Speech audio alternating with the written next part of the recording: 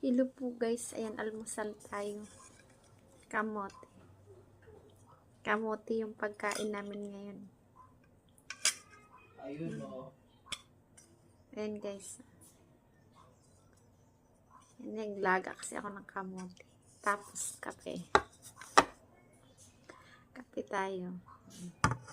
Ayan, kape. Ayan, kape. So, kain na tayo. Ayan na. Nati ko na siya. Maliliit lang tong kamote ko eh. Kamote muna tayo ngayon. Kung muna tayo magtinapay. Masarap din naman to. Ayan.